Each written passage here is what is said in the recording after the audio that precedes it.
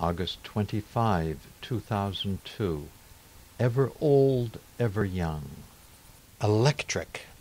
That's how I would describe the atmosphere at Toronto's exhibition place when Pope John Paul II entered for the World Youth Day welcoming ceremony and for each event thereafter. The youthful enthusiasm of those gathered seemed to define the experience. One had to be affected by the music, the moving testimony of the youths, the spontaneous chants, the waving flags and banners, and the sheer multitude of people. But would it have been so without the person of the Pope himself? Even without the smile of his younger years, robbed from him by Parkinson's disease, his countenance drew us into him. We knew that someone very special was in our midst. People are already calling him Pope John Paul the Great, a distinction accorded to only 2 other popes in history. We would have had to agree as well. When on Sunday the Holy Father stated, "You are young and the Pope is old and a bit tired," the congregation would not hear it. They started to chant, "The Pope is young." They wouldn't wait for the rest of his thought. He continued with a but. "But he fully identifies with your hopes and aspirations." He went on to explain, "Although I have lived through much darkness and under harsh totalitarian regimes, I have seen enough evidence to be unshakably convinced that no difficulty, no fear is so great that it can completely suffocate the hope that springs eternal in the hearts of the young." In a way, Pope John Paul redefines the word young. Many of us share the Holy Father's distance from our early years and feel a bit tired. Many of our parishes have a long history and feel a bit tired. As he, however, we must never forget that we are always old and always young. In the eyes of a small child, a teenager is old.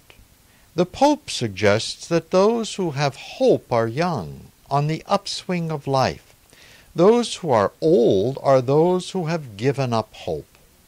This 82-year-old man is an inspiration for us, but he never ceases to direct our attention to what truly is the basis of our hope. If we keep life in perspective, reflecting on the experiences of the past in the light of the gospel, we find reason to hope, and in turn realize that we are young. At 22 or 82, the gospel of Jesus Christ gives us hope. At the Toronto gathering, I witnessed youth in the lives of older people. One particular image I remember well was of a bishop, rather short in stature, who abandoned decorum to stand on a chair to see.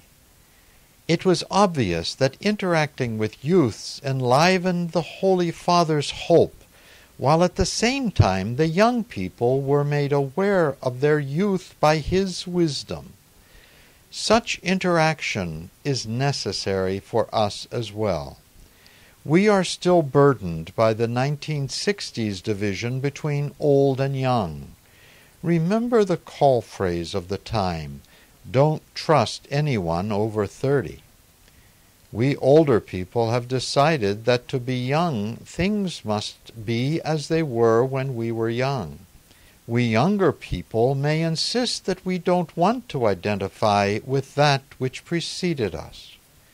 We would do well to take the Holy Father's words to heart that being young is a matter of hope. The past and present can both give us hope for the future, if we view it in the light of the gospel.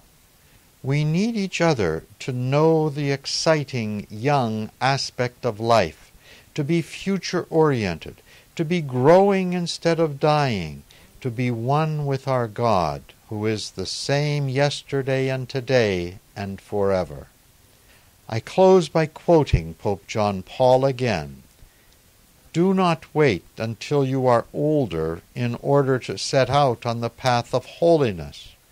Holiness is always youthful, just as eternal is the youthfulness of God. Communicate to everyone the beauty of the contact with God that gives meaning to your lives. In the quest for justice, in the promotion of peace, in the commitment to brotherhood and solidarity, let no one surpass you.